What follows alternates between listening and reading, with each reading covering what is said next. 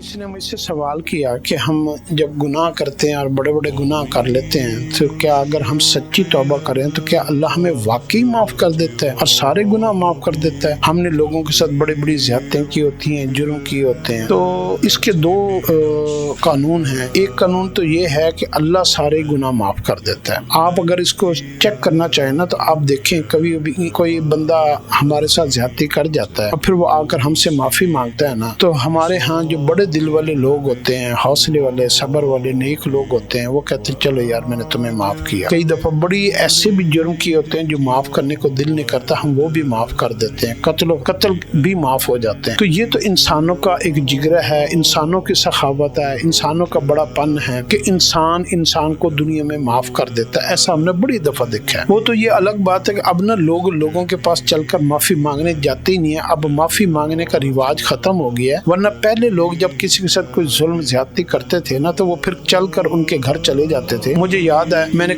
आज से कोई 20 साल पहले किसी बंदे से ना उसकी फैक्ट्री में कोई माल बनाने के लिए मैंने उसको माल भेजा, तो उसने मेरा माल सारा खराब कर दिया और पैसे भी पूरे लिए। मेरा माल फिर खराब भी हो गया, लाखों का नुकसान हुआ। मैंने उससे कहा कि मैं ना अपना सारा का सारा मामला ना अल्लाह के सुपुर्द करता हूँ। मेरी तरफ से तुम्हें अल्लाह काफ़ी है और अल्लाह तुम्हें तुम्हारी फैक्ट्री को एक न एक दिन ज़रूर इसका जो है ना बदला देगा कि तुम्हारी फैक्ट्री को भी नुकसान होगा, तुम्हें भी नुकसान होगा क्योंकि तुम मेरे से नाजायज़ कर रहे हो। फिर अल्लाह का करना ऐसा हुआ, बहुत बड़ी फैक्ट्री थी, उनकी फैक्ट्री बिक गई, काम बंद हो गया, एक्सपोर्ट बंद हो गई, मशीनें बंद हो गई, हत्ता कि नीलाम हो गई, फिर दिवालिया हो गया, फिर वो बिल्कुल बहरान में चले गए। तो 5-6 साल बाद ना मैं गुलबर्ग की मस्जिद में बैठा था तो वो बंदा आया मेरे पास और वो ढूंढता ढांढता उसने कहा जी कि मैं आपके घर गया था तो उन्होंने मुझे बताया कि आप जमात में गए हुए हैं। तो फिर मैं आपके इस मस्जिद में आया तो मैं ना फलां वक्त में आपने मुझे एक फिक्रा कहा था जब मैंने आपका ना लाखों का नुकसान करके और आपको जो है मैंने जलील भी किया था और अपनी फैक्ट्री से भी निकाला था। तो आज जो है ना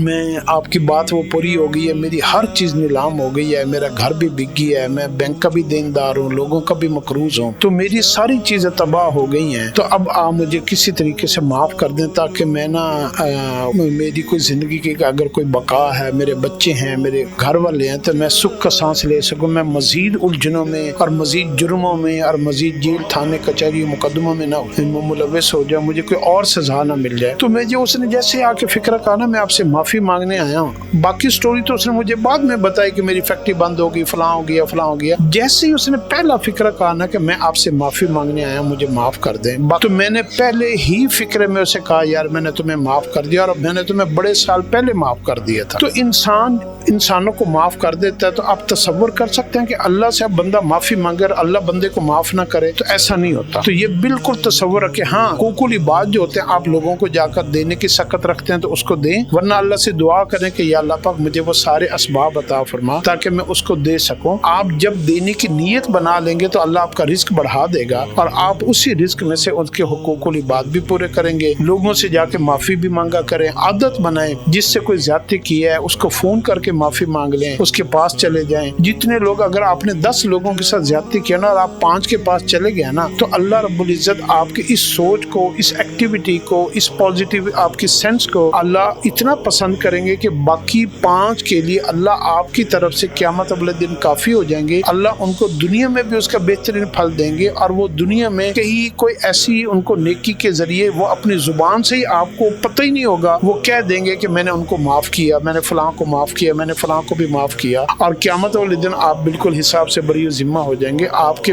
जिनके साथ आपने जुल्म किया होगा उनका दिल आपके लिए नरम कर देंगे और उनके मरने से पहले उनकी जुबान से आपके लिए माफी के लफ्ज भी निकलवा देंगे। तो आप अपनी सोच को पॉजिटिव करें और हमेशा जब ज्यादती हो जाए तो अल्लाह से भी माफी मांगा करें, लोगों से भी माफी मांगा करें और एक यकीन रखा करें कि अल्लाह माफ कर देता है। अल्लाह को सबसे ज्यादा पसंदीदा अमल जो है ना बंदे की इबादत नहीं है, बंदे का गुनाह करना, फिर अल्लाह से माफी मांगना, फिर अल्लाह का माफ करना, ये अल्लाह की शायान शान सबसे बड़ा अमल है। अल्लाह हमें इसकी समझ अता फरमाए।